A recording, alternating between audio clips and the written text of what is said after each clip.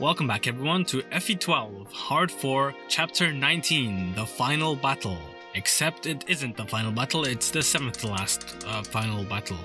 Marth at last approaches Palace, the imperial capital.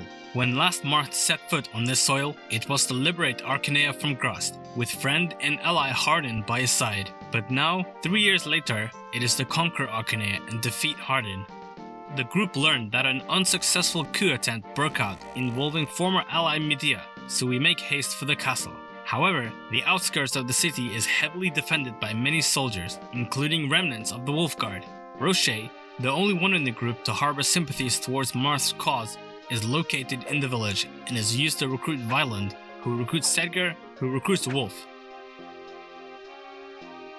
In the original, only Roche joins, and the rest do not make an appearance in this chapter. This recruitment is widely known to be the second most difficult and tricky recruitment to pull off, after Thracia's Xavier, as the Wolfguard are located really far from each other and visiting Roche's village spawns 1 more billion ambush Is that still funny?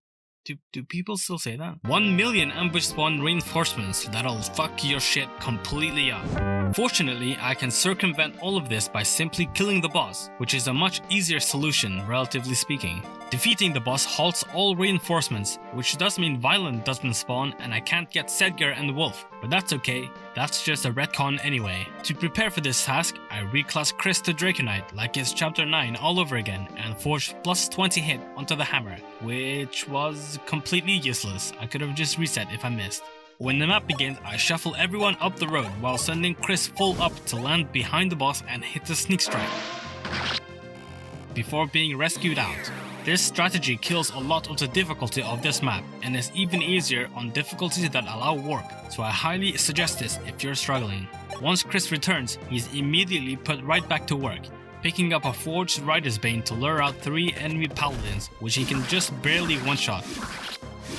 The remaining 3 are crit killed by my snipers and torn to shreds by Chris.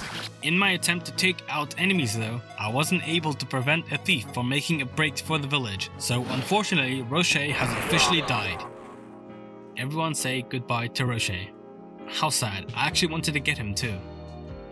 Rest in peace, Silverlands. The next turn I'm faced by 8 horsemen, 2 of whom have had their aggression triggered by Chris as he killed the boss. The bad news is that I don't have too many units in range to deal damage. The good news is that 2 of them are Wolf and Sedgar, who in recent times have been too focused on the TikTok alpha grind set to focus on their stats. Lets herself go after I have kids with her. If you don't get your together. I begin, of course, by one-shotting an enemy with Chris, followed up by just barely one-rounding with Luke.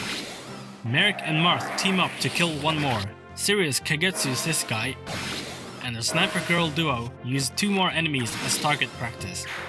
I don't have enough manpower to finish up my offensive, but that's okay, as the 2 I left alive are Sedgar and Wolf, who would need 5 turns each to kill anyone on my team. What is unfortunate is that instead of just beating up on Marth, they suicide into Lind and Merrick, forcing me to use 4 of my valuable tome uses on their dumb asses. Although there's no boss and no reinforcements, seizing is not a trivial matter as 4 powerful ballista yet guard the castle. I kill the northeast ballista for enough space to move Fina in safely, who can then dance Marth to reach the throne. When the map ends, Marth speaks with Boa, who is on the brink of death. He explains that Nina was encouraged by him and his fellow Arcanean nobles to marry Hardin, despite her existing secret love for Camus. I wonder where that guy is gone. When Hardin eventually discovered her true feelings, he was heartbroken, allowing Garnev's Darksphere to transform him into the Dark Emperor. More recently, Boa states that Nina was already given to Garnev, in an attempt to reunite the star-crossed lovers in death.